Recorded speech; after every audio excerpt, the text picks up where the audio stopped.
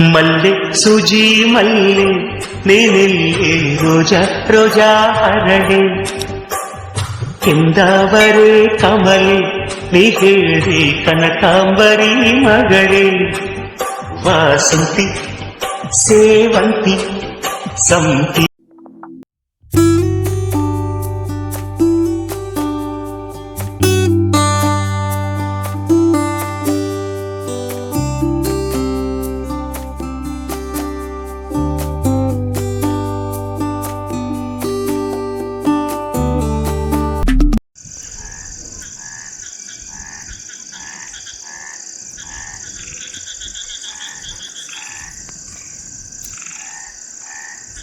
Hello my beautiful viewers, welcome back to my channel. ನನಗಿನ್ನ ಮುಂಚೆನೇ ಕಪ್ಪೆಗಳೇ ನಿಮಗೆ ನನ್ನ ಚಾನಲ್ಗೆ ವೆಲ್ಕಮ್ ಹೇಳ್ತು ಅಲ್ವಾ.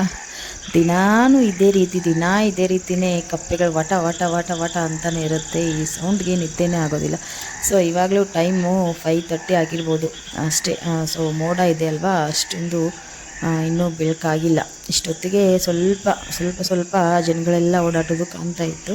ಬಟ್ ಇವಾಗ ಫುಲ್ ಮಳೆ ಅಂತೂ ಸಿಕ್ಕಾಪಟ್ಟೆನಪ್ಪ. ಸಾಕಾಗೋಯ್ತು. ಮಳೆ ಜಾಸ್ತಿ ಆದರೂ ಸಂಕಟನೇ, ಬರದೆ ಹೋದ್ರೂ ಸಂಕಟನೇ. ಮನುಷ್ಯನಿಗೆ ಯಾವುದರಲ್ಲಿ ಸಮಾಧಾನ ಇರುತ್ತೆ. It's okay. ಇವತ್ತು ಸೋಮವಾರ ಅಲ್ವಾ, ಬೇಗ ಎಚ್ಚರ ಆಗಿರೋದು ಒಂದು ರೀತಿ ಒಳ್ಳೇದೇ ಆಯಿತು.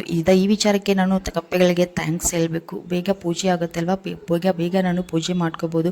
ಮತ್ತು ಮಾಮೂಲಿ ನಾನು ಸೋಮವಾರ ಮತ್ತು ಶುಕ್ರವಾರದ ಹಿಂದಿನ ದಿನವೇ ಈ ರೀತಿ ಸ್ಟವ್ನ ಪೂಜೆ ಮಾಡಿ ಮಲ್ಕೊಂಡಿರ್ತೀನಿ. ಬೆಳಗ್ಗೆ ನನಗೆ ಎದ್ದ ತಕ್ಷಣವೇ ಆರಾಮಾಗಿ ನಾನು ಅಡುಗೆನ ಮಾಡ್ಕೋಬೋದು. ಮತ್ತು ಇವತ್ತು ಬೇಗ ಒಳಗಡೆ ಬಂದುಬಿಟ್ಟು ಕಸ ಗುಡಿಸಿ ನೆಲ ಒರೆಸಿ ಪೂಜೆ ಎಲ್ಲನೂ ಮುಗಿಸ್ಕೊಂಡು ನಾನಿವಾಗ ಅಡುಗೆ ಮಾಡ್ಕೊತಾ ಇದ್ದೀನಿ. ಅಡುಗೆಗೆಲ್ಲನೂ ರೆಡಿ ಮಾಡಿದ್ದೀನಿ. ಮತ್ತು ಇವತ್ತು ಟಿಫನ್ಗೆ ನಾನು ಚುರುಮುರಿ ಸುಸ್ಲನ ಮಾಡ್ಕೊತಾ ಇದ್ದೀನಿ. ನಮ್ಮ ಸೈಡಲ್ಲಿ ಸುಸ್ಲ ಅಂತ ಹೇಳ್ತಾರೆ. ಕೆಲವರು ಚುರುಮುರಿ ಅವಲಕ್ಕಿ, ಚುರುಮುರಿ ಉಪ್ಪಿಟ್ಟು ಈ ರೀತಿ ನಾನಾ ಹೆಸರುಗಳಿಂದ ಕರಿತಾ ಇರ್ತಾರೆ. ಸೊ ನಾನು ಅದನ್ನು ಸ್ವಲ್ಪ ಕ್ಲೀನಾಗಿ ಚುರುಮುರಿ ಎಲ್ಲನೂ ಕ್ಲೀನಾಗಿ ತೊಳ್ಕೊಂಡು ಒಂದು ಅರ್ಧ ಹೋಳು ನಿಂಬೆ ಹಣ್ಣಿನ ರಸನ ಹಿಂಡ್ಕೋತಾ ಇದ್ದೀನಿ.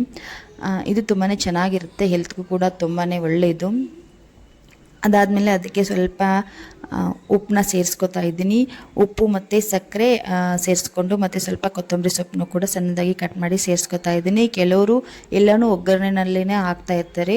ನಾನು ಯಾವಾಗಲೂ ಇದೇ ರೀತಿ ಮಾಡೋದು. ಸೊ ಇದು ಕೂಡ ಟೇಸ್ಟ್ ಚೆನ್ನಾಗಿರುತ್ತೆ. ಮತ್ತು ಇನ್ನು ಕೆಲವರು ಏನು ಮಾಡ್ತಾ ಇರ್ತಾರೆ, ಹುರ್ಗಡ್ಲೆನ ಸ್ವಲ್ಪ ತರಿಯಾಗಿ ರುಬ್ಬಿ ಸೇರಿಸ್ಕೊತಾ ಇದರಲ್ಲಿ ಸೇರಿಸ್ಕೊಂಡು ಮಾಡ್ತಾ ಇರ್ತಾರೆ. ನನಗೆ ಆ ರೀತಿ ಇಷ್ಟ ಆಗೋದಿಲ್ಲ.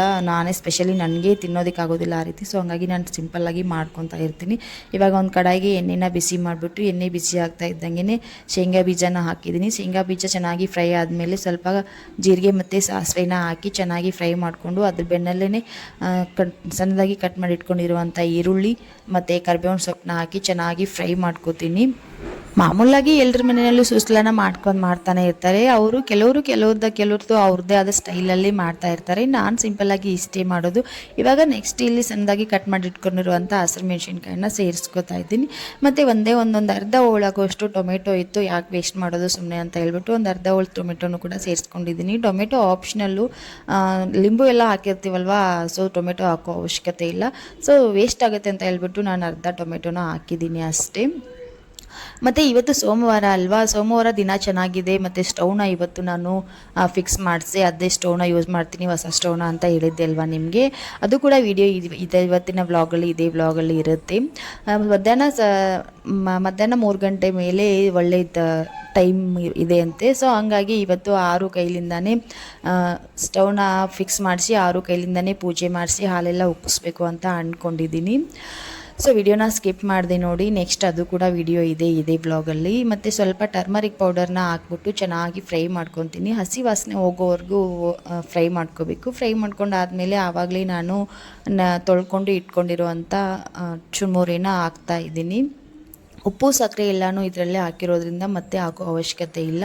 ಇವಾಗ ನೀಟಾಗಿ ಒಂದು ಸಾರಿ ಮಿಕ್ಸ್ ಮಾಡಿದ್ರೆ ಚುರುಮುರಿ ಸುಸ್ಲ ರೆಡಿ ಆಗುತ್ತೆ. ಟಿಫನ್ನು ರೆಡಿ ಆಗ್ತಾ ಇದ್ದಂಗೆ ಎಲ್ರಿಗೂ ಟಿಫನ್ ಹಾಕ್ಕೊಟ್ಟೆ. ಮತ್ತು ಲಂಚ್ ಬಾಕ್ಸ್ನು ಕೂಡ ಆಲ್ರೆಡಿ ಆವಾಗಲೇ ರೆಡಿ ಮಾಡಿ ಇಟ್ಟಿದ್ದೆ. ಲಂಚ್ ಬಾಕ್ಸ್ನ ತಗೊಂಡು ಎಲ್ಲರೂ ಕೂಡ ಹೊರಟರು. ಸಾಯಂಕಾಲ ಬಂದಮೇಲೆ ಆರೋಗ್ಯ ಸ್ವಲ್ಪ ತಲೆಗೆ ಎಣ್ಣೆ ಹಚ್ಚಿದ್ದೆ. ಸೊ ಹಂಗಾಗಿ ಅವಳಿಗೆ ತಲೆ ಸ್ನಾನ ಮಾಡಿಸಿ ಅವ್ರ ಅಪ್ಪಾಜಿ ಕೂಡ ಫ್ರೆಶ್ ಆಗಿ ದೇವ್ರ ಮುಂದೆ ದೀಪನ ಹಚ್ತಾ ಇದ್ದಾರೆ. ಅವರನ್ನು ಕೂಡ ಜಾಯ್ನ್ ಆಗಿದ್ಲು. ಸೊ ದೇವ್ರ ಮುಂದೆ ದೀಪ ಎಲ್ಲ ಹಚ್ಬಿಟ್ಟು ಇವಾಗ ಇಲ್ಲಿ ನಾನು ಸ್ಟವ್ನ ಸ್ಟವ್ನ ಫಿಕ್ಸ್ ಮಾಡಿಸ್ತಾ ಇದ್ದೀನಿ. ನನ್ನ ಹಸ್ಬೆಂಡ್ ಫಿಕ್ಸ್ ಮಾಡ್ತಾ ಇದ್ದಾರೆ. ಮತ್ತು ಈ ಸ್ಟವ್ದು ಬಂದುಬಿಟ್ಟು ನನಗೆ ಕಲರ್ ಕಾಂಬಿನೇಷನು ತುಂಬ ಅಂದರೆ ತುಂಬಾ ಇಷ್ಟ ಆಯಿತು. ಕಲರ್ ಅಂತೂ ತುಂಬಾ ಚೆನ್ನಾಗಿದೆ. ನನಗಂತೂ ಕಲರ್ ನೋಡಿನೇ ಫಸ್ಟ್ ನಾನು ಸ್ಟವ್ನ ಒಪ್ಪಿಗೆ ಕೊಟ್ಟಿದ್ದು ಕಲರ್ ನೋಡಿನೇ. ಸೊ ಹಂಗಾಗಿ ಕಲರ್ ಚೆನ್ನಾಗಿದೆ ಅಂತ ಅಂದೆ. ಮತ್ತು ಕ್ವಾಲಿಟಿ ಮತ್ತು ರೇಟಿಂಗ್ಸ್ ಎಲ್ಲ ನೋಡಿಬಿಟ್ಟು ಆಮೇಲೆ ಯಾವ ರೀತಿ ಇದೆ ಅಂತ ನೋಡಿಬಿಟ್ಟು ನನ್ನ ಹಸ್ಬೆಂಡೇ ಆರ್ಡ್ರ್ ಮಾಡಿದ್ದು. ಆನ್ಲೈನಲ್ಲಿ ಫ್ಲಿಪ್ಕಾರ್ಟಲ್ಲಿ ಆರ್ಡ್ರ್ ಮಾಡಿ ತರಿಸಿರೋದು ಸ್ಟವ್ ಇದು. ಮತ್ತು ಇನ್ನೊಂದು ಏನಪ್ಪ ಅಂತ ಅಂದರೆ ಸ್ಟವ್ನ ಕ್ಲೀನ್ ಮಾಡಬೇಕಂದ್ರೆ ನಾವು ಜಾಸ್ತಿ ನೀರೆಲ್ಲ ಹಾಕಿ ಸ್ಟವ್ನ ಕ್ಲೀನ್ ಮಾಡಿನೇ ನಾವು ಸ್ಟವ್ನ ಹಾಳು ಮಾಡ್ತೀವಿ. ನಾನು ಮೊದಲನೇ ಹಳೆ ಸ್ಟವ್ ಮೇಲೆ ನಾನು ಮಾಡಿರೋದು ಇದೇ ತಪ್ಪು.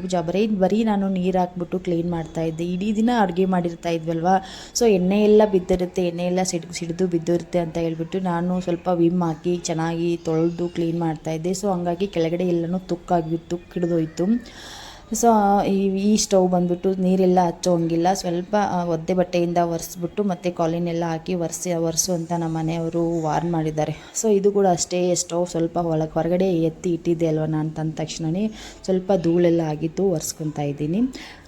ಏನಪ್ಪ ಅಂತಂದರೆ ಮನೆ ಆಗಿರ್ಬೋದು, ಅಡುಗೆ ಮನೆ ಆಗಿರ್ಬೋದು, ಯಾವುದೇ ಆದರೂ ಸ್ವಲ್ಪ ಕ್ಲೀನ್ ಆಗಿದ್ದರೆ ನಮಗೂ ಕೂಡ ಮನಸ್ಸಲ್ಲಿ ಏನೋ ಒಂದು ರೀತಿ ಉತ್ಸಾಹ ಇರುತ್ತೆ ಅಲ್ವ. ಸೊ ಹಂಗಾಗಿ ನಾನು ಜಾಸ್ತಿ ಕ್ಲೀನ್ ಮಾಡ್ತಾ ಇರ್ತೀನಿ.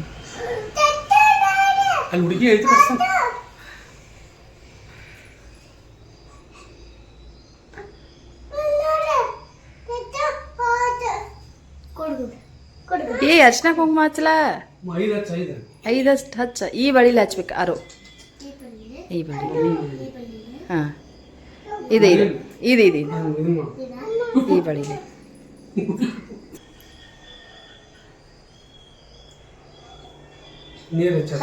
ಅಷ್ಟೇ ಸಾಕು. ತಗೋ ಉದಿನ ಕಡಿದೊಳಗೆ.